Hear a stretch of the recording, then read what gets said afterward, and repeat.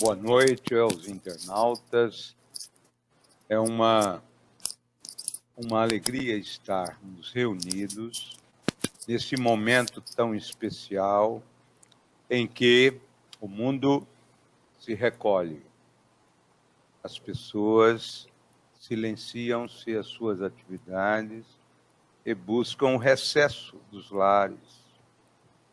E vamos, em razão deste momento, produzirmos a nossa contribuição na rede virtual Joana de Ângeles, contribuindo para com os nossos companheiros no afã de buscarmos as melodias maravilhosas da doutrina espírita, ensejando-nos reflexões, consolo e diretrizes.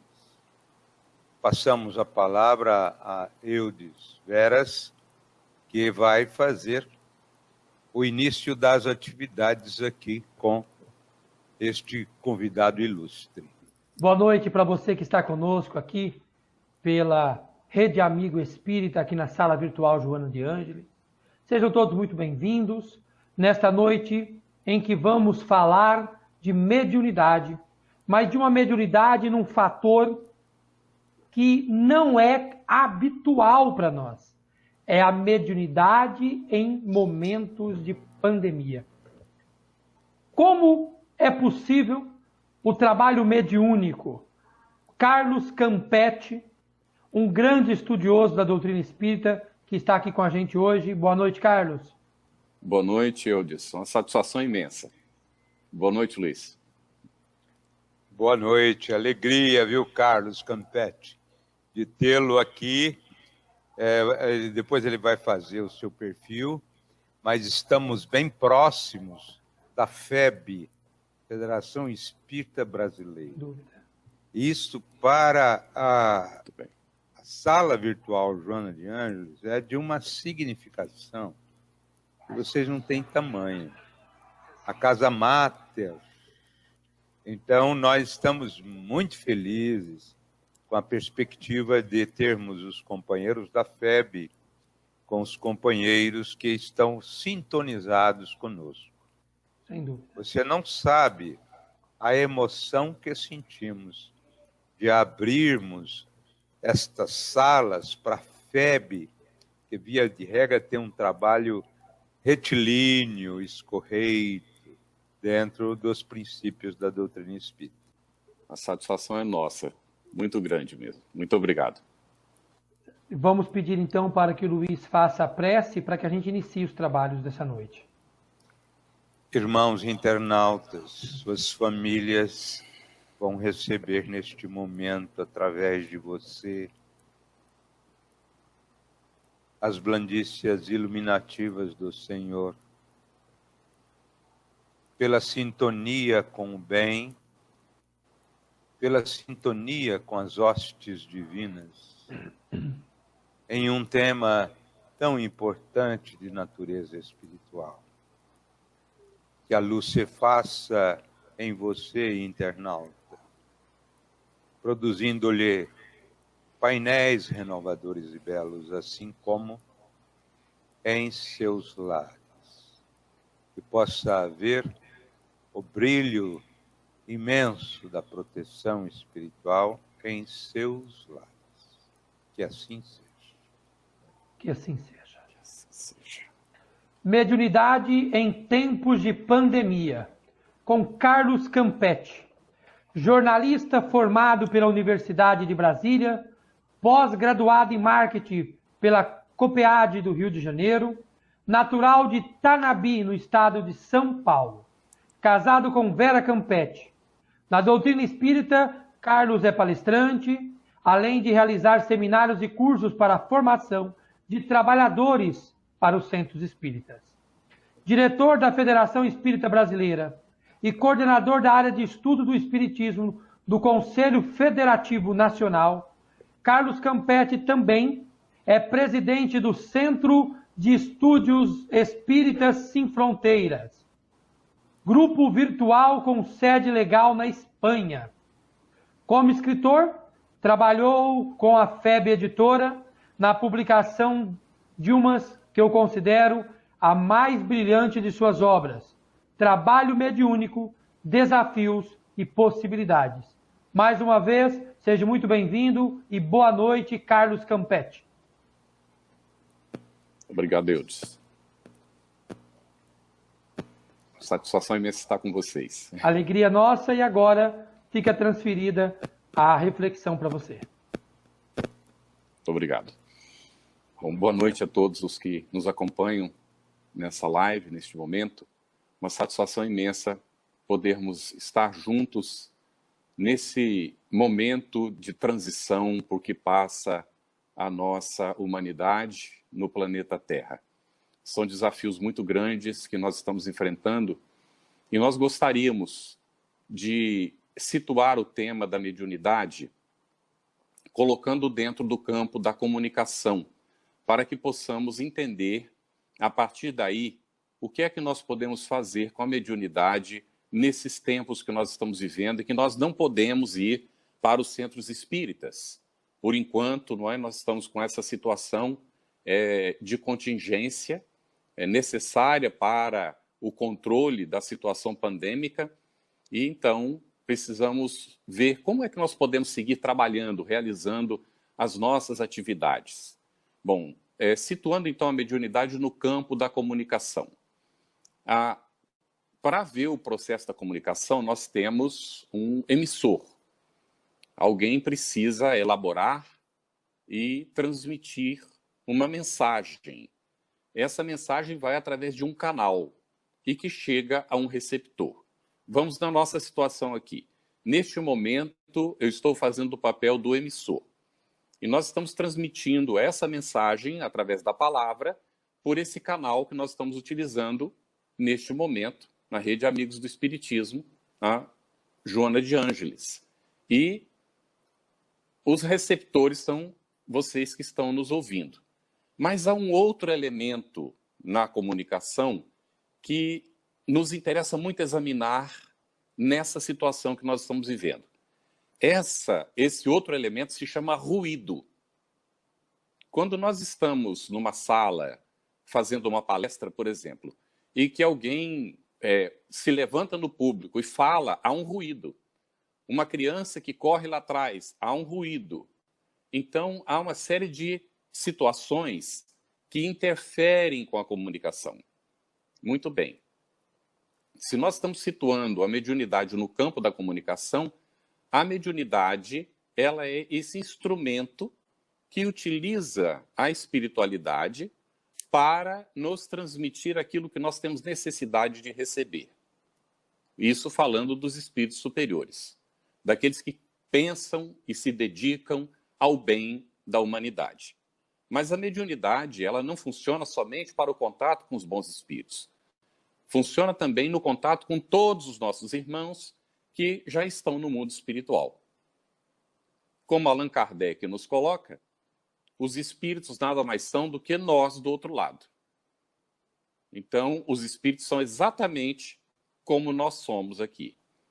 E há uma lei chamada de afinidade, pela qual nós atraímos aqueles que pensam, que sentem, que vibram de maneira similar à nossa. E isso é variável, porque se nós estamos num determinado momento, numa situação de ansiedade, nós poderemos atrair espíritos que também vibram nessa mesma faixa de ansiedade. Se nós conseguirmos nos equilibrar, possivelmente esse espírito já se afaste, não tem interesse de continuar. Mas, às vezes, não é tão simples assim. Eles permanecem conosco, não é? E aí nós temos que adotar outras medidas, outras providências para conseguir encaminhar a situação, digamos assim.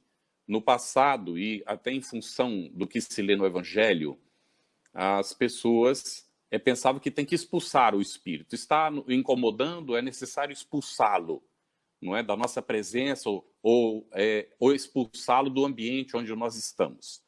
Com o Espiritismo, nós aprendemos a mudar essa ideia porque nós fazemos uma leitura diferente do Evangelho de Jesus.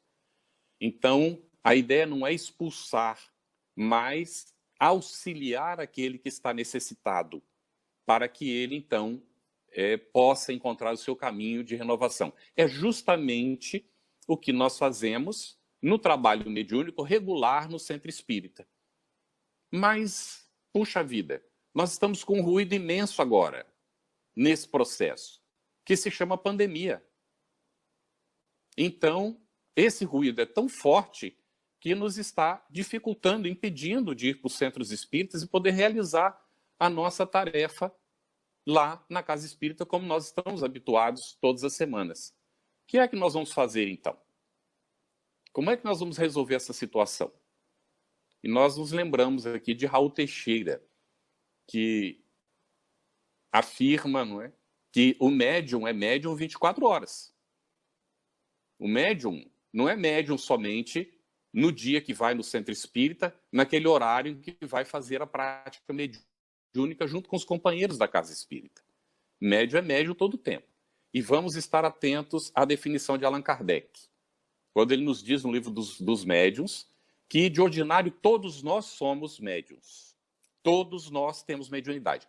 Poderemos não tê-la ostensiva, que se manifeste pela psicofonia, pela audiência, pela vidência, mas todos nós temos a capacidade de perceber os espíritos. Então, estamos sujeitos à influência.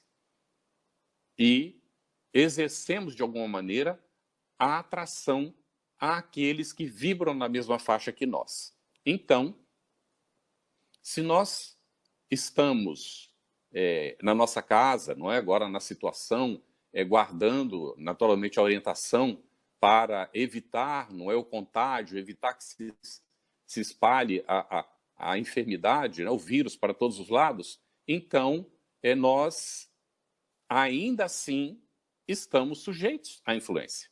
Porque os espíritos estão por toda parte. Estão cotovelo com cotovelo conosco. Questão 459 do Livro dos Espíritos, quando Allan Kardec pergunta se os espíritos influenciam nos nossos pensamentos e atos. E os espíritos respondem a Kardec: mais do que pensais, porque de ordinário são eles que vos dirigem.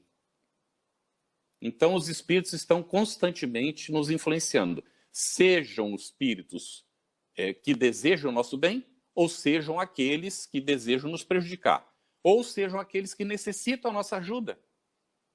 Então, poderá ocorrer de nós estarmos nessa situação, como nós estamos agora, e continuarmos sendo visitados pelos espíritos. Ah, mas o espírito que iria lá no centro espírita se comunicar no centro, será que vem na minha casa? Depende muito do que é que nós fazemos, do que é que acontece. Se nós temos o compromisso, vou só colocar um exemplo. Ontem, pela tardezinha, à noite, nós teríamos uma reunião da diretoria da Federação Espírita Brasileira para vibrações, para irradiação mental, pelo movimento espírita, pelos companheiros e pelo planeta que está vivendo essa situação difícil. E pela tardezinha, eu senti uma onda positiva, uma energia tão boa que me encheu o coração de esperança nesses tempos de pandemia. Eu até comentei com a minha esposa. Eu disse, olha, está acontecendo uma coisa diferente aqui nesse momento comigo. E faltavam umas 2 horas para a reunião de diretoria. Cada dia que há a reunião de irradiação mental, o presidente Godinho, ele convida, de surpresa, um diretor para conduzir aquela vibração, que demora uns 15 minutos, 20 minutos. E nesse dia de ontem, ele me convidou para fazer essa irradiação. Então, eu percebi, não é, que aquele momento já era a aproximação do espírito que iria me inspirar para fazer aquela irradiação mental. Fizemos a atividade. Quando terminou a atividade, uma companheira, que é vice-presidente da FEB, tem uma mediunidade bastante acentuada, ela disse, Carlos, eu estive todo o tempo sintonizada com você. Caibá Schutel estava... perdão, um momentinho. Maria Cecília Paiva te estava inspirando. E é tão interessante que nós fazemos orações pelos espíritos, né, que já desencarnaram, e incluímos alguns desses espíritos nas nossas orações diárias. E a Maria Cecília Paiva foi vice-presidente da FEB também, trabalhou muito no DIGE, na evangelização infanto-juvenil, viajou até para fora do Brasil. Nós sempre oramos por ela. Então, é natural que, de quando em quando haja a possibilidade, ela nos venha inspirar. Muito bem, muito bem. Então, naquele momento, a Lourdes disse, e é interessante, porque eu percebendo que ela estava com você, também percebi Vantuil de Freitas e senti uma onda de esperança muito forte no meu interior, no meu coração. E aquilo, então, confirmou a onda que a gente havia recebido, que eu não tinha comentado com ninguém além da minha esposa, não é? Portanto, ela não sabia que havia acontecido aquilo conosco. Muito bem.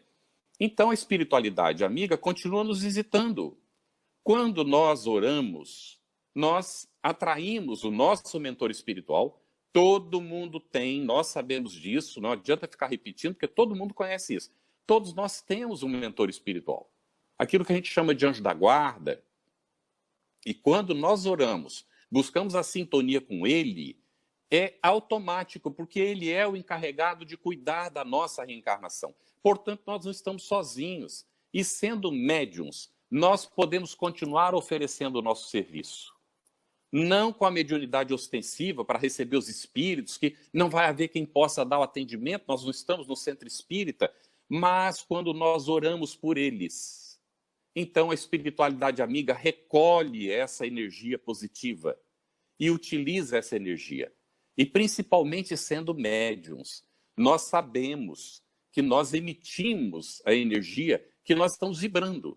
Então, se nós entramos na sintonia da pandemia, do medo, da ansiedade, não é? Vendo as notícias, muitas fake news que vêm, não é, pelas redes sociais, então nós nos desequilibramos. E, naturalmente, essa energia desequilibrada atrai espíritos inferiores e que vão fazer uso dessa energia desequilibrada. Portanto, não se iludam. Nós estamos trabalhando. Ah, mas aí você está falando do médium. E o doutrinador, o dialogador, como é que fica a situação dele? Porque ele não vai ter como fazer o diálogo, não é? Não vai ter como fazer o diálogo ostensivo lá no centro espírita. Mas ele pode também orar. Ele pode também, não é, fazer a sua irradiação mental.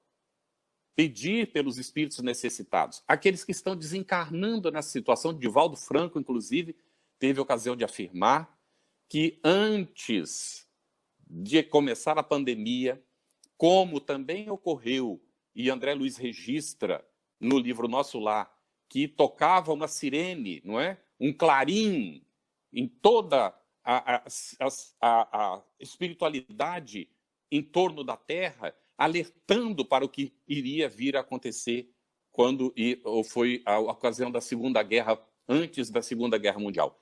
Agora também aconteceu isso. A espiritualidade avisou, preparando, então, os núcleos, as casas transitórias, as colônias, para receber a quantidade de espíritos que desencarnariam, que, aliás, desencarnam todos os anos por diferentes enfermidades. Então, há toda uma estrutura na espiritualidade para o acolhimento desses irmãos que estão desencarnando, que pode ser um de nós nessa situação. Nós não sabemos o que vai acontecer, mas nós espíritas temos o consolo de saber que a vida continua, que nós não morremos. E então é o momento de evidenciar essa confiança, essa fé que nós temos, que é raciocinada nessa lógica da vida que segue sempre.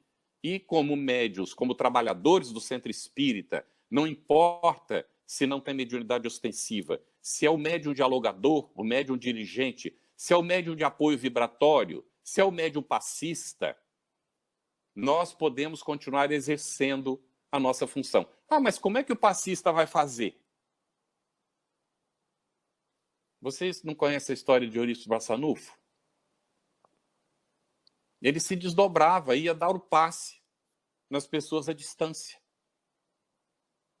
Por que nós não podemos também nos sentar, fazer o nosso recolhimento no dia, inclusive no horário da reunião, não precisa ser só nesse horário, mas no dia especificamente do trabalho mediúnico, não é nós nos sentarmos em casa, todos os membros, nós temos WhatsApp, por que não combinar o grupo, cada um na sua casa, para então estar aquele tempo da reunião dedicado à leitura nobre, à meditação, à irradiação mental.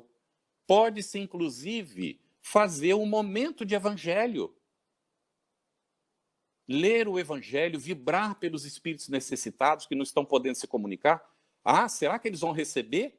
Alguma dúvida quanto a isso? Lógico que eles irão receber. E os nossos mentores espirituais, as equipes espirituais que dão assistência ao trabalho mediúnico no dia da atividade do Centro Espírita, estarão dando assistência também. Ah, mas a gente está longe uns dos outros, como é que eles vão fazer? E tem distância para os espíritos por acaso? Nós temos um grupo virtual. Se chama Centro de Estudos Espíritas Sem Fronteiras, é em espanhol. E há outros grupos também em português. Nós mesmos estamos criando agora também um grupo virtual em português. Foi um mês e meio antes de iniciar a pandemia, nós estávamos iniciando esse grupo também em português. Nós fazemos estudos por esse grupo. Estudamos o Evangelho, fazemos o ESD, estudamos já o Livro dos Espíritos, a obra de Kardec, naturalmente. Nós estudamos a mediunidade, também virtualmente, mas não fazemos a prática mediúnica, mas fazemos a irradiação mental. Porque quando chega naquele período da prática mediúnica, que o grupo vai estudando, não é? No Centro Espírita Físico Presencial, a gente iniciaria a prática mediúnica, mas virtualmente a gente não pode fazer isso. Então, o que a gente faz? A gente aprendeu já, né, pelos processos da aprendizagem, né, do estudo da mediunidade, já aprendemos a fazer a prece, a orar, e aprendemos a fazer irradiação mental. Então, a gente continua fazendo a irradiação mental. E a gente, então, envolve os companheiros do grupo, os familiares, os espíritos necessitados, lemos os nomes das pessoas que pedem para a gente orar por elas, oramos pelos suicidas, pelos que já estão desencarnados, fazemos a oração. E as pessoas estão em vários lugares do mundo naquele momento. Ah, mas não pode acontecer de alguém, de repente, ser tomado por algum espírito? Por quê? Se ele for tomado por algum espírito, não vai ser porque está orando e pedindo ajuda pelos necessitados. Ele será tomado em qualquer momento. Agora, se a pessoa não está bem, ela tem alguma necessidade do atendimento fraterno, aí nós oferecemos o atendimento fraterno. Também virtual, mas com equilíbrio, com cuidado, seguindo todos os passos do atendimento fraterno, como se estivéssemos no Centro Espírita. Na sala virtual, nunca sozinho, sempre em duas pessoas para o atendimento, porque um cuida da sala e o outro faz o atendimento. Mas é preciso saber o que se está fazendo, não se pode aventurar. Quem não tem experiência do atendimento fraterno direto, feito na casa espírita, que não aprendeu, não vai se aventurar a fazer um atendimento fraterno pela internet, porque não sabe das consequências do que pode acontecer. Mas quem tem experiência, então sim, pode realizar a tarefa. No entanto, não nos atrevemos nunca à prática mediúnica com pessoas desconhecidas às vezes, ou mesmo o próprio grupo, não é? dos trabalhadores da casa que se conhece. Esse é um momento transitório. Isso vai passar dentro de algum tempo. Então, é importante a gente também cultivar a paciência e realizar, então, a tarefa conforme a gente tem conversado. Se pode fazer uma reunião virtual para a leitura do Evangelho, para um estudo de algum livro, se o grupo já está fazendo ou se não está fazendo, aproveita esse momento para fazer um estudo, não, da obra de André Luiz, do Manuel Filomeno de Miranda, da Joana de Ângeles. Nossa, quantos autores a gente pode estudar nesses momentos? Ou fazer uma revisão dos conteúdos que a gente já viu lá no passado, quando o grupo, não é, se preparou para a prática mediúnica, e então fazer a irradiação mental pelos espíritos necessitados, pela humanidade sofredora, por quem se deseja, ou pelo que nós desejamos fazer a irradiação mental. Mas não termina aí o trabalho do médium, do participante do trabalho mediúnico, seja o dialogador, o dirigente, seja o passista, seja o apoio vibratório, seja o próprio médium. Porque nós precisamos, como espíritas, se não instalamos ainda, ter o evangelho no nosso lar. Isso é fundamental. Isso é condição sine qua non para o espiritista. Então, se já temos, maravilhoso. Então, vamos manter o nosso evangelho no lar, naquele dia regular, sem pressa. Nós normalmente fazemos 30, 40 minutos, dá uma estendidinha, faz 1 hora de evangelho no lar, buscando alguma outra leitura. Se tem criança, não é? Faz atividade com a criança durante um tempo, depois a criança vai para as suas atividades ou vai para a cama para dormir, e os pais podem continuar um pouco mais. E faz oração. Ora nesse momento pelos familiares, ora pelos que estão necessitados, ora pelos que estão passando pela dificuldade na pandemia, e assim sucessivamente. Então, o evangelho no lar é um fator fundamental. Mas gostaria de comentar sobre uma outra experiência também, que nós podemos desenvolver. Não sei se vocês viram uma charge que foi colocada aí pelo WhatsApp que eu recebi. Está o diabo sentado com São Pedro. E o diabo diz assim: fechei todas as igrejas. E aí, eu não sei se é São Pedro ou Deus que está ali figurado, né? Mas eu vou botar São Pedro porque não dá para figurar Deus nem de barba, nem velhinho, nem nada disso, né? No Espiritismo. Então, São Pedro responde para ele: pois é, mas eu estou abrindo uma em cada lar. E nós espíritas temos essa consciência. Nós podemos fazer um santuário em nosso próprio lar, para que os espíritos superiores possam atuar, nos auxiliar, encaminhar os espíritos necessitados. Então, no momento em que nós estamos fazendo o nosso estudo, por exemplo, não é, naquele dia do trabalho mediúnico, o grupo mediúnico virtualmente reunido por algum dos canais, fazendo aquela atividade de estudo, os espíritos que dirigem trarão os necessitados para participar. E é ter o valor, às vezes, da própria doutrinação, do diálogo que ocorreria no centro espírita. Retirarão das vibrações que o grupo está emitindo as energias para fazer os atendimentos necessários. Quando nós fazemos o evangelho no lar, pode ocorrer também dos espíritos familiares trazerem aqueles que já têm condição.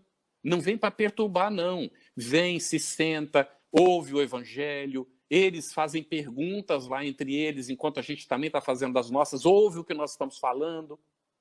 Então, acontece a atividade ali também, não é de atendimento. Mas, eu conto rapidamente a experiência. Há alguns anos, nós estávamos vivendo em um outro país, a minha mulher é diplomata e a gente então viaja muito. Agora mesmo nós estamos vivendo em Barbados, no Caribe. E nós estávamos vivendo num país pragmático, com muitas dificuldades nesse campo, e ocorriam alguns fenômenos estranhos na casa que nós alugamos, não é, para viver durante aquele período. A porta se abria sozinha, a garagem abria sozinha, a gente sentia as presenças espirituais na casa que não eram boas, e então a gente sentia essa dificuldade, não é? Bom, um belo dia, a minha esposa chegou, a minha mulher chegou com uma ideia. Ela disse assim: a gente deveria estudar o Espiritismo todo dia em casa. Aí eu pensei comigo: como é que a gente vai fazer isso? Não é? Apesar de eu estar licenciado naquela época do trabalho profissional, eu tinha atividade espírita, já estava ligado ao centro espírita na cidade, já estávamos pensando em formar um outro centro espírita lá, então tinha compromissos, não é? E ela trabalhava todo dia, a filha estudava, e a filha era adolescente, não queria saber de nada de leitura, coisa nenhuma naquele momento, não é? Mas ela insistiu, e como não conseguiu, desistiu, não é? Se calou. Passado quase um ano de estar na localidade, um dia olha a petulância do médium, deu uma bronca nos espíritos: vocês não vão limpar esse ambiente, não? Não é possível isso. Não é? Porque, poxa vida, eu trabalho para o movimento espírita, todos os dias a gente faz a leitura do evangelho, não é? A gente trabalha aqui no computador, em contato com as pessoas, e essa coisa toda. Aí eu senti a presença do espírito, pude identificar quem era o avô da minha mulher, estava desencarnado, e ele me disse assim naquele momento: nós estamos fazendo a nossa parte, vocês é que não estão fazendo a de vocês. Eu disse: mas como? Aí ele disse: não precisa repetir, porque eu entendi muito bem o que você falou. Eu só quero lhe fazer uma pergunta. Cadê o estudo do Livro dos Espíritos que eu sugeri para a Vera? Já faz 6 meses que eu fiz a sugestão para ela. E vocês não implantaram até hoje. O estudo do Espiritismo todo dia em casa. Aí a gente tinha o hábito de votar tudo em casa, não é? Era a minha mulher, a minha filha, o filho autista não votava e eu, não é? Então a filha foi o voto vencido. E nós começamos o estudo do Espiritismo todos os dias em casa. Não confundam com fanatismo. O Espiritismo não admite fanatismo. É consciência mesmo. A filha, no começo, disse assim: eu não vou ler, não. Aí nós dissemos: não precisa ler, filha. Você senta no sofá e ouve, né? Acompanha. Não vou sentar, não. Vou deitar. Ué, não tem problema, então deita. Ela estava revoltada, não é? Naquele momento. Adolescente. Aí começamos a leitura. Passado um certo tempo, ela passou a não deitar mais, porque ela deitava e botava a almofada no rosto, né? Aí passou a tirar a almofada do rosto, passou a sentar, se interessou em começar a ler também, porque a gente lia, cada um lia 2 páginas. Bom, com essa história, nós estudamos a obra de Kardec em casa, nós lemos o livro Memórias do Padre Germano 4 vezes, que a minha filha adora esse livro. Nós lemos o Novo Testamento 2 vezes, estudando o Novo Testamento, 2 vezes. Nós lemos os livros de romance do Emmanuel todos. Nós lemos alguma coisa de Joana, nós lemos Manuel Filomeno de Miranda, quase toda a obra de Manuel Filomeno de Miranda. E a nossa filha hoje é espírita por causa disso. Por causa desse estudo em casa. Aí vocês vão me perguntar: mas é possível estudar todo dia? Como é que vocês fizeram? No começo, a gente não tinha um horário fixo. Então falhava, tinha dia que não fazia. Fazíamos uma média de 5 dias na semana. Até que o vovozinho voltou e disse: olha, eu queria trazer outros familiares, outros amigos para participar do estudo. Mas vocês estão fazendo cada dia num horário, então fica difícil. Aí estabelecemos um horário fixo. Melhorou muito. Bom, eu perguntei para ele, então, quanto tempo vai levar para a limpeza do ambiente? Que a minha preocupação era, né, ter um ambiente que os espíritos entravam e saíam a hora que queriam. Era uma confusão aquilo. Aí ele disse assim: 1 ano, se vocês não pisarem na bola. Sabe o que é pisar na bola? O casal discutir. Os pais terem discussão com os filhos com os pais. A gente não se harmonizar nas tarefas do lar. A gente falar mal dos outros. Deixar a televisão ligada nessas coisas que perturbam. Especialmente certas novelas que destroem a família. Essas coisas assim, que todos nós sabemos, mas que a gente continua, não é fazendo. Então, nós tiramos a televisão de dentro de casa. Quer dizer, a televisão ficou lá, mas a gente tirou os canais todos para ver filmes e seleções, coisas selecionadas, não é? E a nossa filha queria a televisão com cabo. Por quê? Porque ela queria ver certos canais, como History Channel, como o canal de história, o canal de geografia, aquele canal que fala da natureza. Então, essas coisas ela gostaria, então nós colocamos para que ela pudesse ver isso, não é? Então, o que é que foi acontecendo? O ambiente foi melhorando. Mas foi 1 ano e 3 meses depois. Uma noite, a minha mulher teve um sonho. Ela sonhou que um espírito saía de dentro do quarto da nossa filha com a mala na mão, dizendo: eu não aguento mais, eu vou embora daqui, isso aqui é um inferno. Então, prestem atenção, um ambiente equilibrado para os espíritos inferiores é um inferno. Agora, cuidado, hein? A minha mulher sempre me pede para comentar e deixar isso claro. A nossa família não é perfeita, não. Nós lutamos com muitas dificuldades, mas esse estudo feito todos os dias em casa, e agora que nós estamos nessa situação de pandemia, que nós estamos obrigados a estar em casa, é uma oportunidade maravilhosa. Isso ajuda a canalizar a mediunidade. A mediunidade não precisa somente ser exercida lá no centro espírita, no atendimento aos espíritos necessitados, na recepção da comunicação dos mentores, dando orientação. Nós também podemos canalizar a nossa mediunidade fazendo bem para o próximo, orando, vibrando positivamente, estudando, conseguindo fazer até um estudo virtual, digamos assim, com as pessoas usando esses canais que hoje nós temos e que o Godinho diz, Jesus permitiu. Nós temos a internet hoje do jeito que ela é, porque Jesus permitiu. Ele é o governador do planeta. E se ele permitiu, é para que a gente utilize de maneira positiva, com equilíbrio sempre, cuidado. E atenção, nós vamos voltar a repetir, não estamos falando de realizar trabalho mediúnico pela internet. Nós não aconselhamos isso, tá bem? Isso teria que ser feito em condições extremamente especiais e nós não reunimos. É muito difícil reunir essas condições, tá bem? Então, não é momento de se aventurar nesse tipo de coisa, mas nós podemos canalizar a nossa mediunidade. Ivone Pereira, que tinha uma mediunidade excepcional, quem não leu os livros da Ivone, precisa ler. Agora é uma oportunidade, olha. Nós médios em casa, ou trabalhadores da atividade espírita, e que não podemos ir para o centro espírita, é uma ótima oportunidade de ler toda a obra de Ivone Pereira. Recordações da Mediunidade é uma preciosidade. A trilogia do Cavaleiro de Lumière, não é? É uma preciosidade. Ivone Pereira, ela canalizava a mediunidade dela. E os espíritos vinham ajudar, vinham auxiliar. Quando a gente lê Recordações da Mediunidade, a gente vê como é que essa mulher trabalhava não só na casa espírita, mas com equilíbrio, com respeito, não dando passividade aos espíritos aqui e ali, porque isso é desequilíbrio, isso não é exercício de mediunidade. Ou ficar dando conselho para os outros, porque tem gente que acha que é iluminado, né?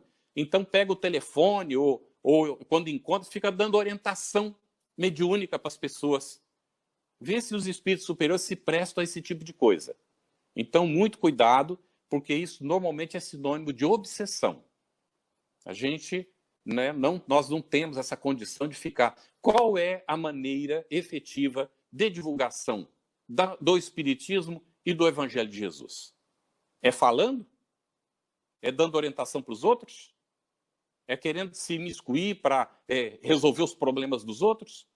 Não é dessa forma. Como é que nós encontramos orientação? É vivendo conforme nós temos aprendido e conforme nos diz a nossa consciência que é melhor a gente fazer. Então, Emmanuel coloca a maior caridade que nós podemos fazer para o Espiritismo, cuidado, que é específico para o Espiritismo, é a caridade de divulgá-lo. E aí nós perguntamos, como é que a gente divulga o Espiritismo? A melhor forma de divulgar o Espiritismo é pelo exemplo. Não é que a gente agora vai querer ser modelo para os outros. Modelo nós já temos. Nosso modelo e guia, que é Jesus. Mas nós, se naturalmente vamos trabalhando a nossa interioridade, vamos nos transformando, vamos nos conduzindo de maneira a ser produtivos, a ser fraternos, a auxiliar o semelhante nas oportunidades que surgem, naturalmente as pessoas vão ver isso. E isso vai chamar atenção. Já deve ter acontecido com alguns de vocês. Da pessoa dizer assim, nossa, mas você está diferente. O que está acontecendo com você? Porque a gente está fazendo aquele esforço, às vezes, de transformação, de dedicação, não é? E a pessoa observa que está vendo mudanças. E aí vem Kardec. Como é que a gente reconhece o verdadeiro espírita? Pela sua transformação moral e pelos esforços que empreende para domar as suas más inclinações. Então, o espírita não é o indivíduo perfeito, é aquele que está lutando para chegar a essa perfeição. E nestes momentos de pandemia, nós, espíritas, podemos exercer um papel que muitas vezes nem toda a humanidade está preparada. Nós podemos ser o fator de equilíbrio.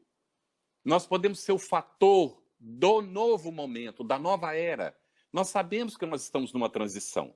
E os médiuns têm um papel fundamental nisso, porque tem essa capacidade de ser um instrumento no processo da comunicação, não é? Em que há o emissor, que há o canal, que há a mensagem, que há o receptor. Qual é o papel do médium aí? Médium, já está falando intermediário. O médium faz esse papel de canal para a transmissão da mensagem. Então, vamos ser esse canal, principalmente nos nossos exemplos. Não compartilhando essas coisas que são desequilibradoras. Cuidado com os apoios a um e a outro. Eu mesmo passei por essas experiências, isso dói. Porque você vai e acha tão interessante e compartilha. Alguém que lá do outro lado pega aquilo, de repente te manda uma mensagem. Olha, esse texto tem uma orientação, tem um viés. E aí a gente, meu Senhor, faltou a minha perspicácia de ter examinado antes e não ficar passando certas coisas que acabam causando mais transtorno e perturbação. Aí nós passamos a ser intermediário, não do equilíbrio, mas do desequilíbrio. Então, muito cuidado nesses momentos. Nós temos como passar boas mensagens, não é? Também não vamos ser pedantes, não vamos ser aquela pessoa que fica gravando todo dia uma mensagem para mandar para todo mundo, especialmente nessas horas, porque, não é? Já tem muitos canais, muitas coisas que estão acontecendo, existem instituições trabalhando. Neste momento mesmo, nós temos essa ocasião em que vem um, vem outro, aí vem outro convidado, e é outra pessoa, e isso vai, então, chegando para todo mundo, não é? Cuidado com isso de repente, a gente achar que chegou o momento agora e eu sou o salvador da pátria. Não é bem dessa maneira, não é? Nós estamos todos nesse esforço de transformação, mas nós temos um papel. O papel de ser humildes e efetivos na contribuição para com o semelhante. Nós estamos chegando no momento final da nossa fala, não é? Para abrir, então, para as perguntas. E nós queremos agradecer muito a espiritualidade amiga neste momento. Agradecer muito. Não nos tem faltado o amparo, nós temos percebido isso. E temos acompanhado o que a espiritualidade tem colocado. Lógico que aparecem algumas mensagens que a gente tem que saber filtrar. Kardec nos coloca muito claro, nós precisamos examinar as comunicações. Cada um de nós nos chega, examina para ver se serve ou não serve, se está adequado ou não está adequada.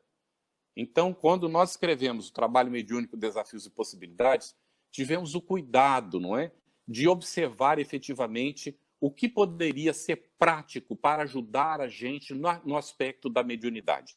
Porque nós temos um trabalho magnífico no livro dos médiuns. Mas nós não podemos ir para o livro dos médiuns sem antes ler o livro dos Espíritos, conhecer a proposta do livro dos Espíritos, o arcabouço da própria codificação.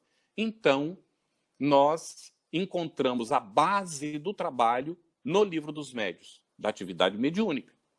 Não pode o médium desconhecer o livro dos médiuns. Aproveita esse momento de pandemia, relê o livro dos médiuns. Se já estudou, reestuda.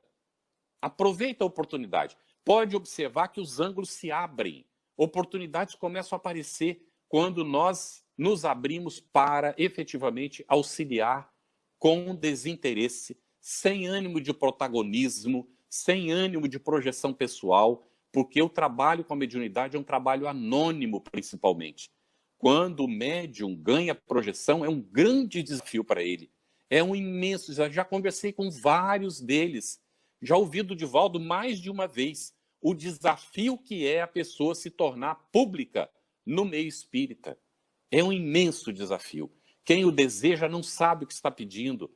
Então nós temos essa oportunidade agora de fazer o trabalho anonimamente. Servir com desprendimento de dentro do nosso lar, procurando a harmonia, procurando em casa dividir as tarefas. E eu fecho com isso aqui. Miriam Duzzi, ela é diretora da FEB, da área de infância e juventude, e ela então, eu estou contando porque ela nos falou, não é, publicamente, ela disse que esses dias ela estava cozinhando e a filha dela chegou, ela tem 2 filhas, né? A filha chegou e disse assim para ela, mãe, mas você sabe cozinhar? Aí ela foi ensinar a filha a cozinhar. Depois, num outro momento, ela estava passando roupa. A filha chega e diz, mas mãe, você sabe passar roupa? E ela disse que fazia 15 anos que ela não tinha tempo, nem de cozinhar, nem de passar roupa. Eu pergunto, nós médiuns, será que nós sabemos o que é que nós estamos fazendo? Será que nós estamos cumprindo o nosso papel de intermediário principal no sentido de atender às necessidades dos nossos filhos, ou estamos transferindo isso para outros enquanto nós estamos cuidando dos nossos interesses privados? Então é uma oportunidade de estar juntos na cozinha, de fazer uma hortinha em casa, assim, ensinar os nossos filhos a cultivar o legume, a plantar umas verdurinhas. Vamos ser médiuns da vida, médiuns na vida, médiuns nas relações uns com os outros, médiuns em todos os sentidos para produzir o bem. E que Jesus nos ilumine sempre nesse esforço. Ele que é o nosso modelo e guia, aquele que foi a expressão do Pai junto de nós. Muito obrigado. Que maravilha, que coisa mais linda. Eu estou aqui abobalhado. Ô Carlos, uma oportunidade muito grande de tirar mitos, né? Você quebrou vários mitos, não é? E isto é muito bom para deixar a atividade mediúnica muito simplesmente colocada em termos de espontânea prática do bem. Isso. E ela é, por Muito si bem. só, altamente envolvida pelos nossos mentores espirituais. Sem dúvida. Foi uma forma de realmente simplificar, as pessoas não se sentirem assim tão coartadas, como se fosse um tema escabroso, profundo, delicado, né? E você vê, várias casas espíritas não têm trabalho mediúnico por julgar que é muito melindroso. E você quebrou todos esses mantras infelizes, né? Isso eu achei fantástico. Agora passar aí para o nosso âncora, Eudes Veras, que vai conduzir aí o debate. Vamos lá.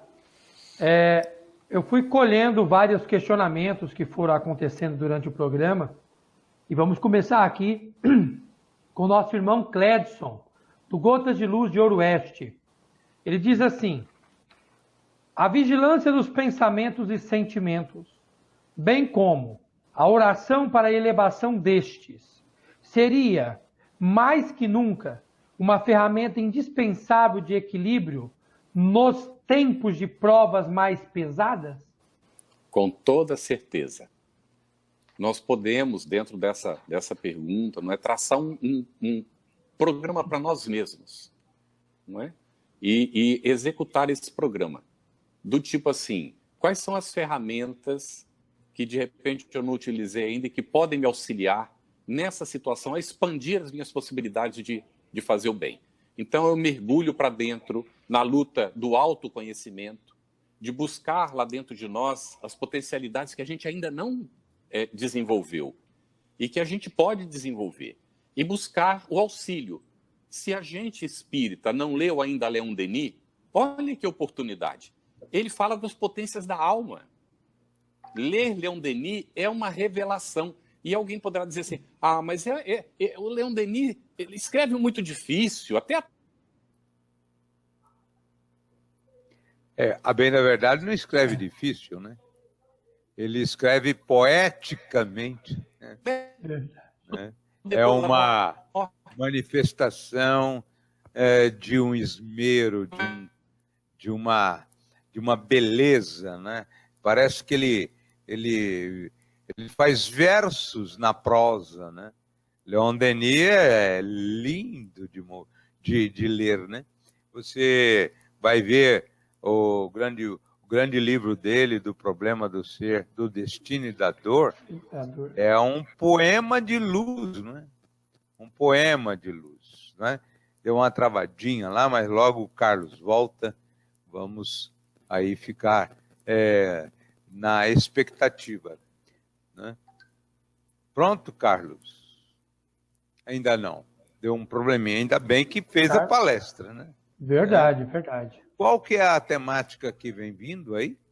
Qual que é qual é? A gente vai batendo uma bola enquanto ele chega, né? Vamos lá. Daniel Rosa de Assis, ele fez um comentário interessante, eu achei bem pertinente, que ele disse assim: na educação mediúnica há uma conexão entre a autoevangelização e a desobsessão para que o médium possa servir na seara espírita com desenvoltura?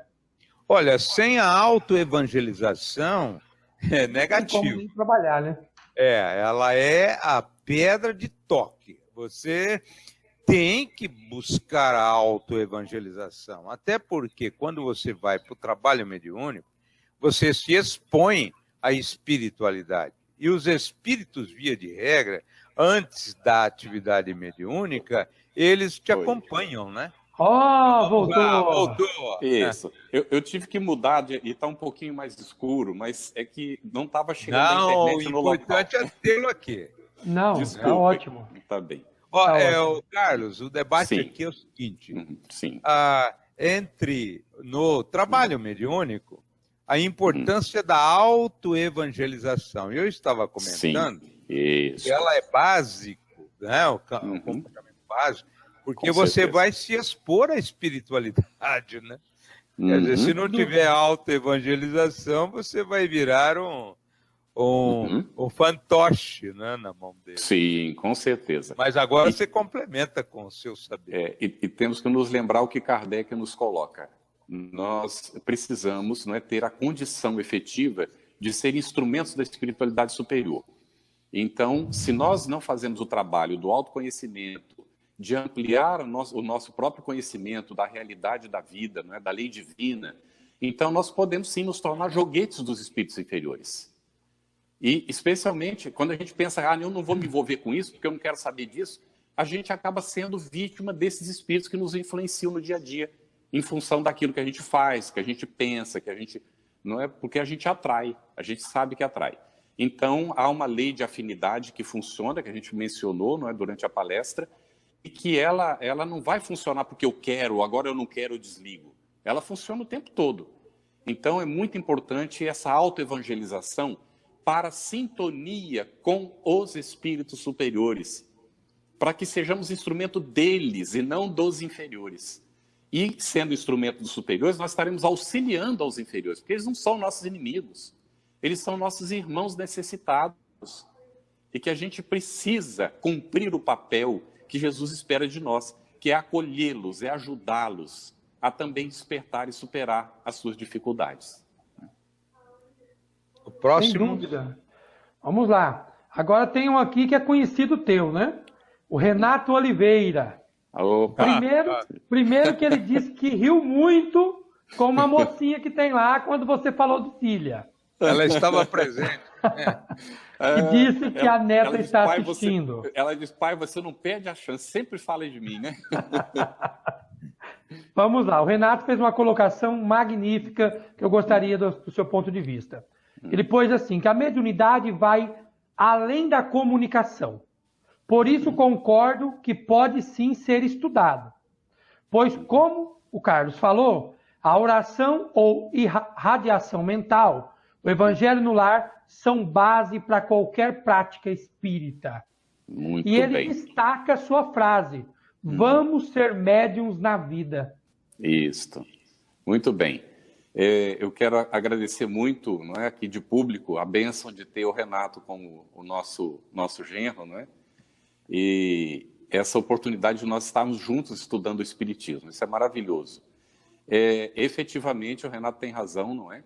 A mediunidade vai além da comunicação simples aqui do campo material, não é? Porque é a comunicação com o plano divino, é a comunicação com a realidade que nós vamos ao encontro dela pelo processo natural da desencarnação. Então, é uma oportunidade ímpar a gente utilizar esse instrumento de comunicação para já ir antecipando e conhecendo a realidade. Afinal de contas, é o que aconteceu. Foi através desse meio que Kardec pôde fazer a codificação. Verdade. pôde resgatar o Evangelho e trazê-lo de volta para nós na sua pureza primitiva. Olha que coisa mais maravilhosa. Então, efetivamente, nós temos na codificação manancial, especialmente no Evangelho segundo o Espiritismo, um curso de reforma interior. Eu costumo dizer, um verdadeiro caminho de evolução espiritual, porque ele vai nos trazer a essência dos 4 evangelhos, a essência do ensinamento do Cristo. E ali nós temos todos os elementos que nós precisamos para construir a nossa evolução. É como uma descrição. Ele começa falando do passado, falando dos 10 mandamentos, do trabalho de Moisés, do trabalho de Cristo, e depois ele vai colocando, então, as bem-aventuranças, e é todo um curso de transformação moral para, no final, nos ensinar a falar com o Pai. Olha que coisa maravilhosa.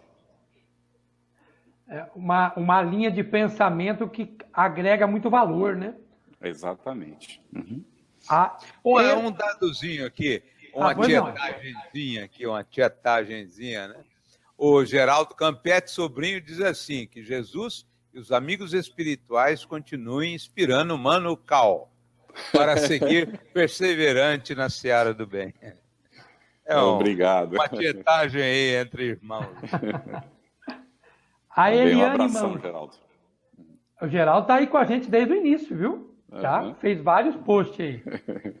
A Eliane Manfrim, ela faz uma pergunta bem interessante que eu acho que vai agregar um valor surpreendente aqui no nosso estudo. Quando nós falamos de usar as redes sociais para fazer o evangelho, para fazer estudos, né? Como você mesmo destacou, esse centro espírita virtual que você tem aí, com sede na Espanha, ela pergunta assim, os espíritos também ouvem tudo o que ouvimos pelas mídias? É uma forma de nos ajudar também na área mediúnica? Seguramente eles ouvem, acompanham tudo, não é? Eles têm condição de, ou estando junto com alguma pessoa que está, não é, sintonizada, que está ligada àquele trabalho pelo seu próprio computador, ou acompanhando de alguma maneira, porque no meio espiritual também tem transmissões. André Luiz já falava disso antes da gente, não é, ter o desenvolvimento que a gente tem hoje. Então, nós não sabemos se algumas das nossas atividades não são reproduzidas no mundo espiritual para, não é, colônias, para espíritos que estão acompanhando. Depende do tipo de estudo, então pode haver esse aproveitamento.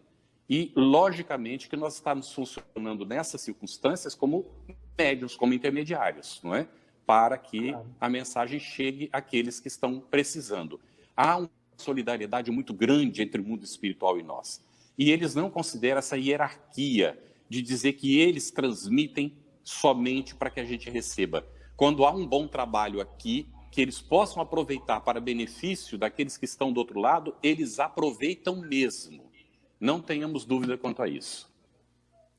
Cara, até porque dentro do contexto da codificação, nós somos co-criadores de tudo que está acontecendo, né? Exatamente. E quando fala dessas mídias, e você lembrou bem do mundo espiritual, eu sempre destaco em reflexões, em palestras, o nosso lar. Porque André Luiz, quando chegou no Ministério da Comunicação, ofertaram para ele papel e caneta ou algo que o surpreendeu e que ele descreve lá e que não é nenhuma coincidência com os nossos notebooks de hoje. E nós nem imaginávamos que notebooks existiam, né? Eu acho bem interessante essa reflexão que você apontou agora. E vamos lá. O Marco Antônio, ele estava com a gente ali, ele diz assim, Carlos, você concorda que na evangelização do lar, no evangelho no lar, né? Todo o quarteirão da minha região também recebe os eflúvios de amor que nós recebemos dentro do lar, ali envoltos com o evangelho?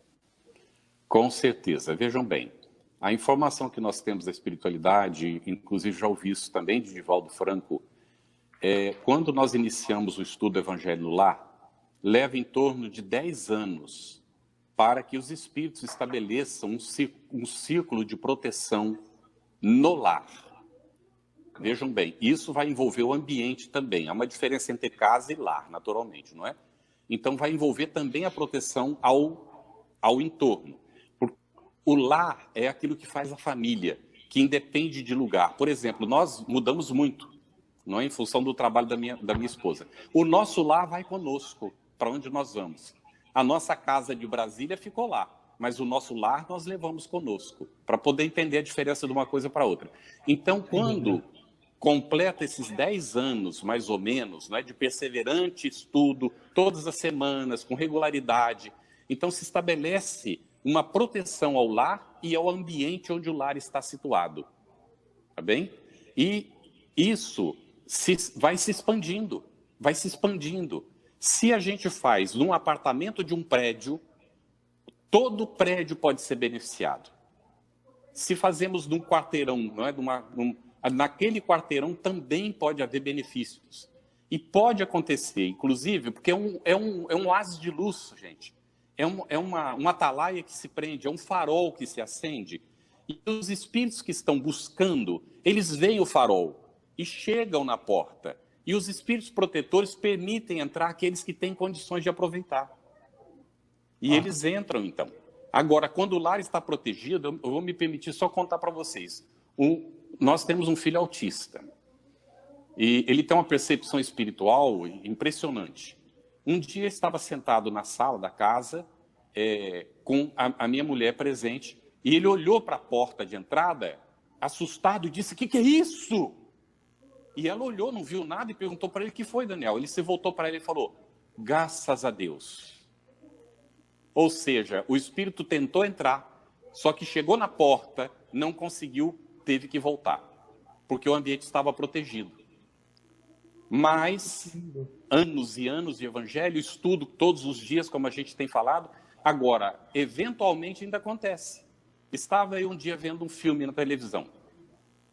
De repente termina o filme e eu vejo um espírito ali. Ele tinha sentado do meu lado, eu só fui perceber quando estava terminando o filme.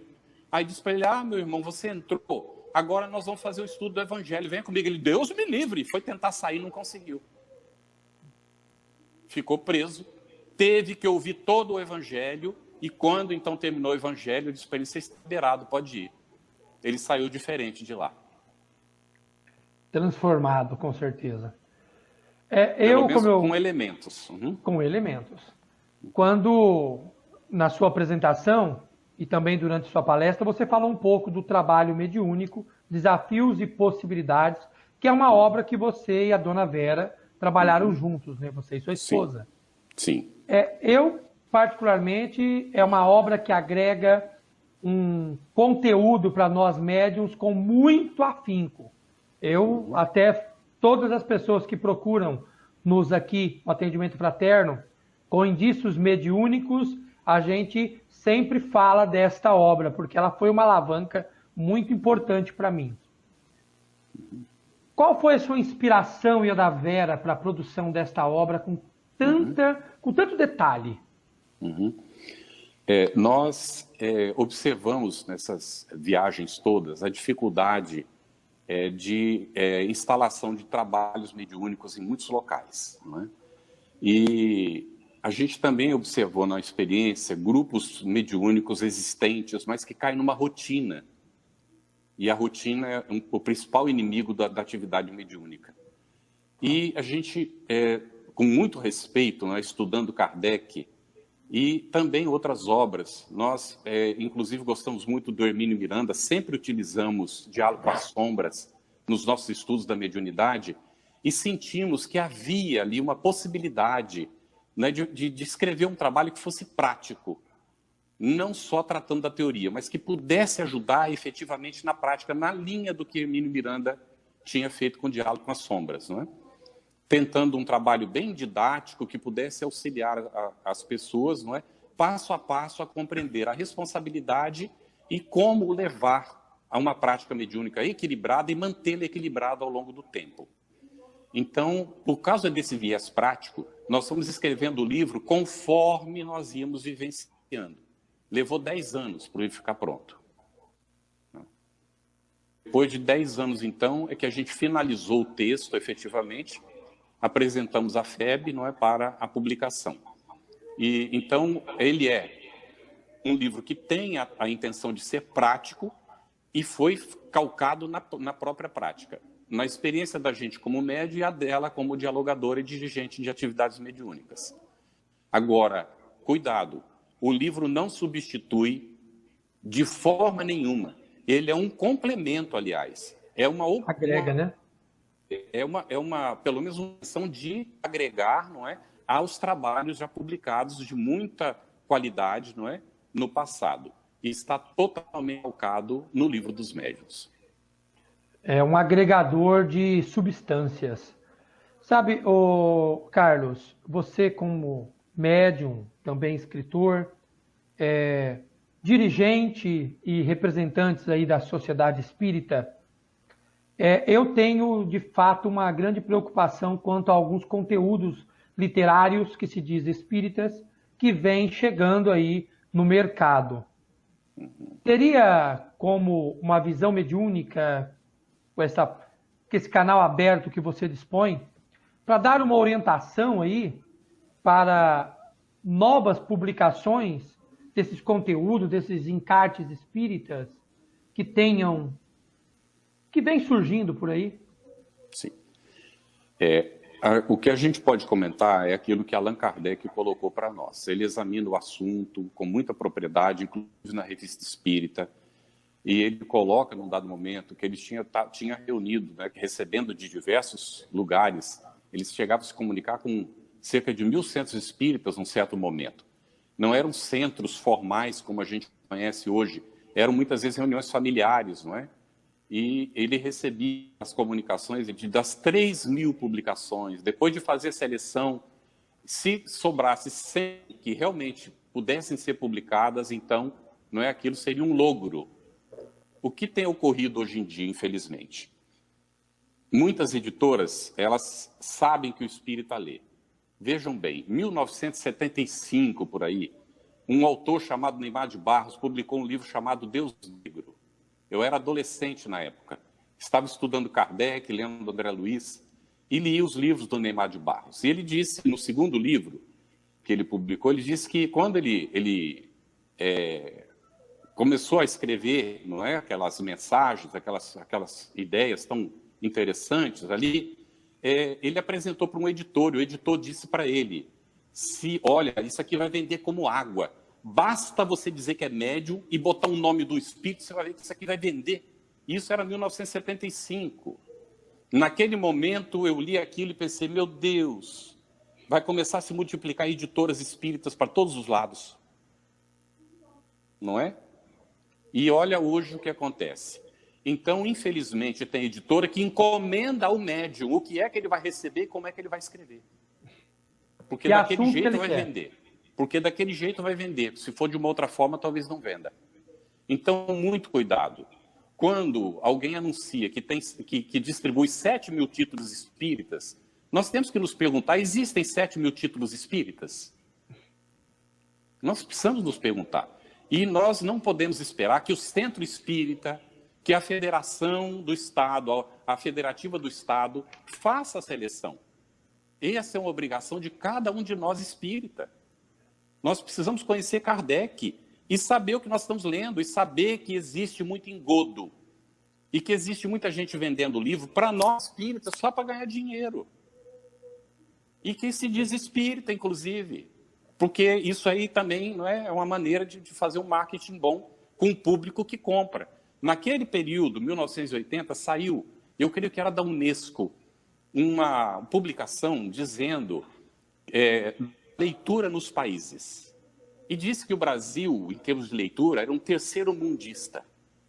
Mas que havia um nicho no país que lia, como no primeiro mundo, que era o nicho espírita. Nós lemos mesmo, a gente só compra livros. Então, o convite para a gente ler, não é, esse manancial magnífico que nós temos. Cuidado com muita novidade. Lógico que vão aparecer livros bons, e tem aparecido, novos e muito bons. Mas a gente só vai saber se os novos são bons se nós conhecermos a base. Primeiro Kardec, vamos ler os livros dos médios que a gente sabe que são consagrados. Uma vez que a gente forma uma base de conhecimento segura, aí a gente pode ler outras coisas e selecionar com mais segurança, perdão. Agora, uma colocação que eu faço é a contribuição a este princípio modelar que a FEB faz.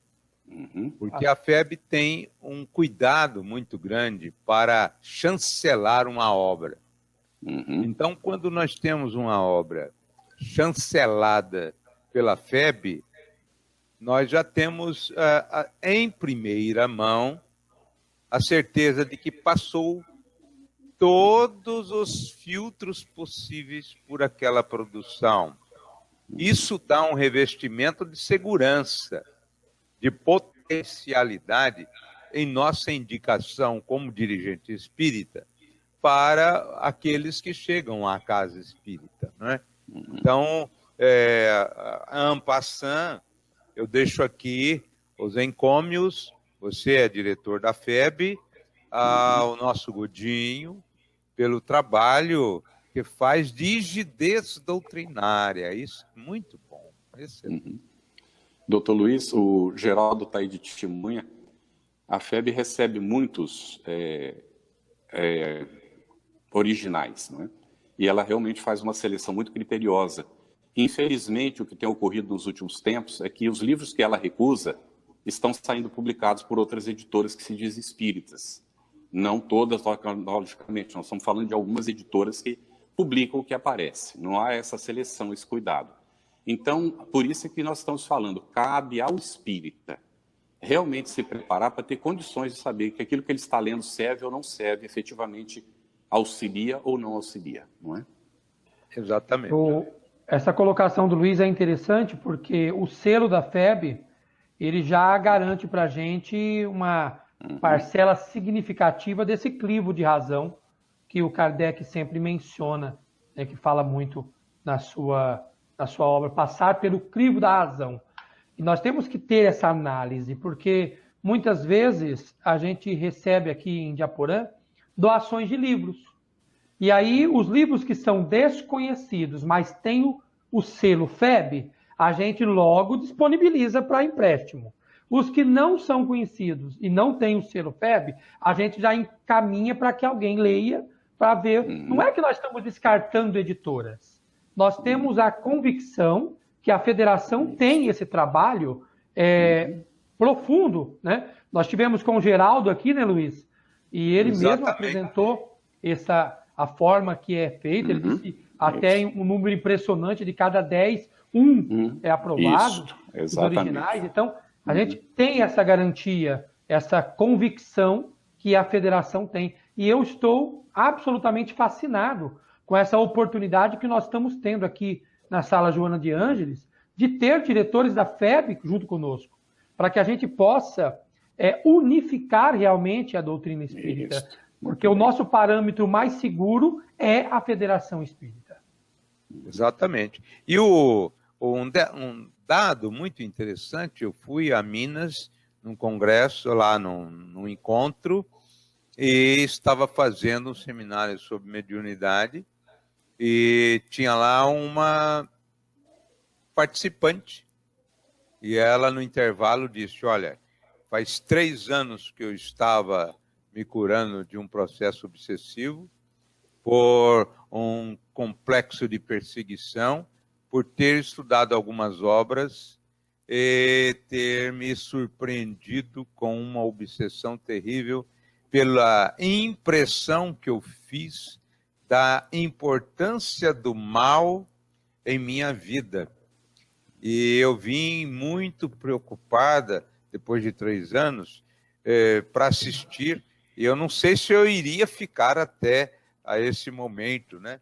Mas que bom é ter segurança para novamente estudar a doutrina com suporte de segurança. Então, pelos temores que ela teve, entrou em um processo obsessivo por leituras não recomendadas, né? Olha só o perigo. E perturba mesmo, viu? Não há dúvida. Com certeza. Então até porque algumas das obras fogem no processo doutrinário, e obras antidoutrinárias, né, vai tumultuar o entendimento. Olha, pera lá. Sim. No livro da codificação, lá no livro dos Espíritos, diz isso. Aqui está falando diferente. Então, esqueça o que é diferente. Vamos seguir o codificador. Até porque algumas obras são promovidas nas suas leituras por entidades trevosas. Né? Sim. Esse é o problema. Até Emmanuel alertou para o Chico que se algum dia Emmanuel dissesse alguma coisa que contrariasse Kardec, que Chico ficasse com Kardec, porque não seria ele, né? É lógico. Então... Olha, aproveitando essa lembrança, eu não conhecia a história, mas assisti agora pelas redes, aí pelo Google, o filme do Divaldo. Eu não tinha visto no cinema. E achei muito impressionante o momento que a Joana chega e pergunta para o Divaldo: cadê as psicografias? Estão aqui. Aí eles juntam um calhamaço. O que eu faço? Queime. O treinamento acabou, agora é para valer. Isso aí. Era tudo exercício. E aí nós estamos tendo obras que são exercícios. Exatamente isso. Muito bom a lembrança disso. Exercícios ainda, esboços, não é? E já estão saindo publicados. O médium nem se desenvolveu bem e já está saindo as publicações. Então, muito cuidado com o que é que nós apoiamos, porque nós também somos responsáveis. No momento em que eu, como espírita, compro um livro desse, eu estou apoiando para que apareça outro na mesma linha. Verdade. E o pior, quando você faz na tribuna alusão a essas obras. Pior ainda. Aí o circo se completa, né? Aí é infelicidade plena. Bom, Mais Carlos, alguma questão? Não. Eu tenho uma aqui para ele encerrar. Você tem algum questionamento, Luiz? Não. Eu estou muito feliz, não é? Porque Geraldo Campetti, esta promoção foi feita mesmo sem reunião da USE, porque estava todo mundo preso, né? Para que as casas espíritas tenham um espaço na sala virtual para desenvolver seus trabalhos, né? Então, tem várias casas espíritas, não todas, né? Mas algumas casas espíritas com suporte aqui na sala e divulgando que era da casa espírita para você. Muito bem. Então, hoje não. Hoje nós estamos nessa ponte, nessa conexão de luz entre a USE Intermunicipal Fernandópolis e a FEB, né? Através do nosso Eudes Vera, que é um escritor que tem livros na FEB, né?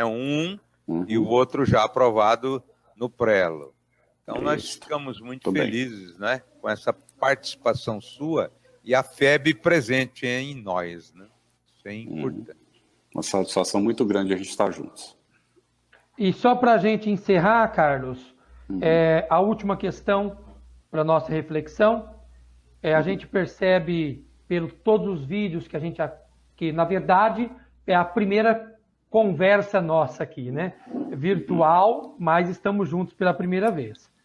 Mas eu assisto muito você pelas redes sociais, muitos vídeos teu voltado a esse caráter mediúnico, até por isso a nossa procura para que a gente tivesse esse tema.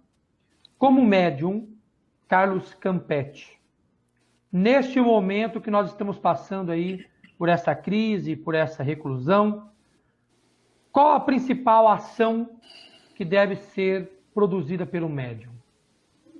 Para a gente encerrar.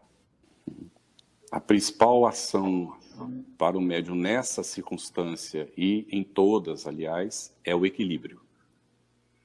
O cuidado, não é, para, ao agir, ou ao falar, e mesmo ao pensar, que eu faça com muito cuidado, porque nós sabemos, como médiums, as repercussões daquilo que a gente emite, porque a gente sente quando os espíritos estão emitindo desequilíbrio perto de nós. Então, a gente sabe que uma vibração nossa desequilibrada, ela causa, não é, situações difíceis, desarmonia no ambiente ou nas pessoas. E, sendo médium, nós temos uma capacidade de expansão.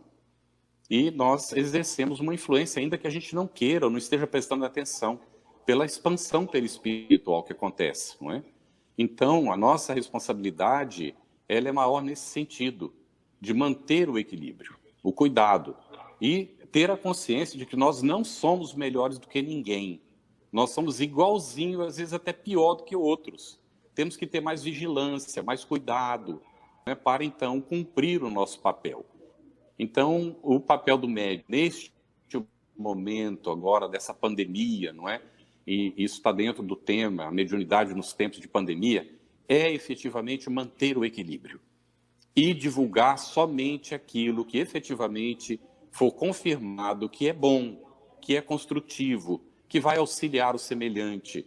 As futricas, as questões questiúnculas políticas, as disputas de uns contra outros, essas questões todas, elas são transitórias, perturbadoras, não têm interesse efetivo para o espírito imortal que está reencarnado neste momento. Nós devemos orar por todos, orar inclusive por aqueles que estão causando perturbação, orar por aqueles que estão perturbados, desequilibrados, emitir a nossa vibração de carinho e nas conversações manter sempre, não é, o aspecto positivo, para que as pessoas vejam que nós podemos estar sofrendo, estamos, nós vemos o sofrimento das pessoas, isso nos dói também, mas nós temos a convicção de que Deus, nosso Pai, não permite que nada nos aconteça sem que isso nos seja necessário. Então, nós estamos passando por um momento necessário para o nosso despertamento. O que vem depois disso é efetivamente maravilhoso.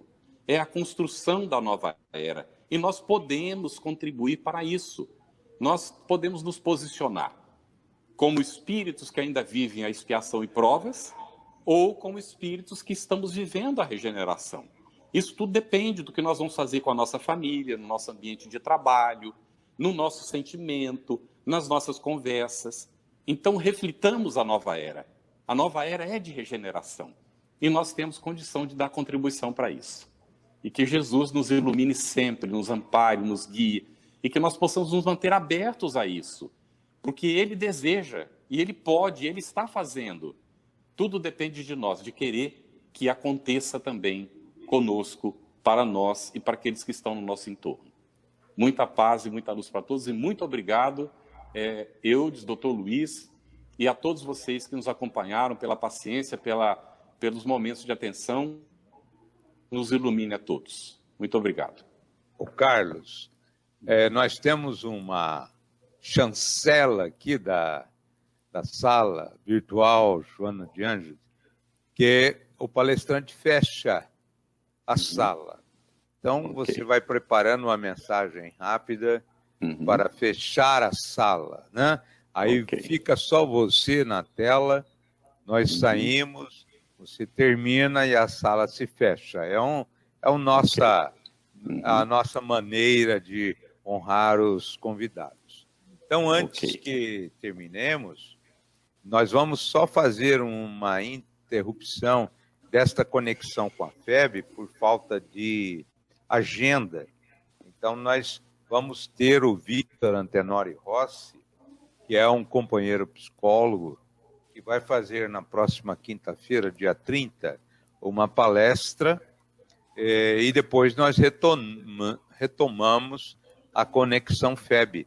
E já pedimos ao Eudes para entrar em sintonia com os febianos, de trazer na segunda próxima quinta-feira alguém com qualquer tema, porque lá tem um grupo imenso, um batalhão, né?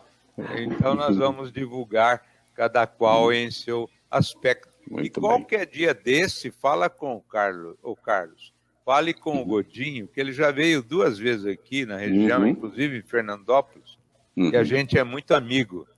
Então fala para ele também viabilizar aqui nas quintas-feiras, qualquer dia desse, uma palestra. Tenho certeza que ele vai ter muito prazer. O cacique Morubixaba, da FEB, né? Então, nós gostaríamos também de amanhã fazer uma chamada para a assistência espiritual Joana de Ângeles, que é o estudo de 2 psicólogos e um médico. Amanhã vai ser um tema muito interessante, pessoal. discutindo a relação, não é? Discutindo a relação com 2 psicólogos e um médico. E daqui da minha parte eu encerro. E alguma colocação, Eudes, para Claro que terminar? sim. Quero deixar nosso abraço, a gratidão pela disponibilidade do Carlos, que foi tão gentil com a gente desde o primeiro convite até este presente momento. Um beijo carinhoso a você e a sua linda família, que Jesus possa abençoar vocês grandemente. E, claro, também um abraço fraternal a todos os internautas que estiveram com a gente. Um grande beijo, boa noite a todos. Geraldo Campetti Sobrinho, tem alguém dizendo assim: conhecendo o compêndio de Allan Kardec, podemos discernir. Como você estava dizendo que estava amando este processo de trabalho com os livros da codificação e os livros da doutrina, conhecendo o compêndio de Allan Kardec, podemos discernir. Quem produz isso é Janes Mara Costa Moreno, não é? Que é a nossa sobrinha. Muito bom. Terminamos, então, da minha parte. Eu entrego a palavra para fechar a sala a todos os internautas, Carlos Campetti. Amigos, Jesus é o divino comunicador. Veio para junto de nós para nos apresentar a boa nova, para nos informar sobre a lei divina e para nos preparar para os embates necessários da luta no campo da matéria, para que pudéssemos, no esforço continuado, superar a nós mesmos e superar a atração preponderante ainda da matéria em nós. Nos convidou para o amor a Deus, para o amor ao próximo como a nós mesmos, nos apresentando essa trilogia do amor que efetivamente nos coloca em condições de ser integrais e ter a possibilidade de concretizar a razão de ser da nossa existência.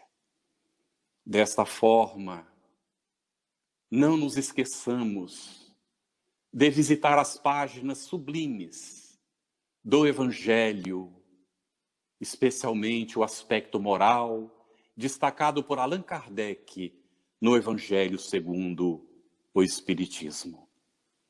Sejamos medianeiros no trabalho com Cristo, como as varas da videira que se conservam vivas porque vinculadas ao tronco e cuidam então de produzir conforme as suas possibilidades. Façamos-nos úteis em todas as circunstâncias que se apresentarem, porque assim nos fazemos intermediários que, como somos todos filhos dele, nos deseja ver agir como irmãos, como companheiros de jornada, que possa a fraternidade ser o nosso cartão de visita em todas as circunstâncias da vida, abrindo assim as possibilidades para o entendimento e a relação construtiva com todos. Não nos apeguemos ao mal, não vamos dar importância às negatividades que se apresentam nos modismos do momento. Consideremos que aqueles que estão apegados aos poderes transitórios estão em situação de enfermidade e necessitam da nossa oração, da nossa compreensão, do nosso auxílio quando se apresenta a ocasião.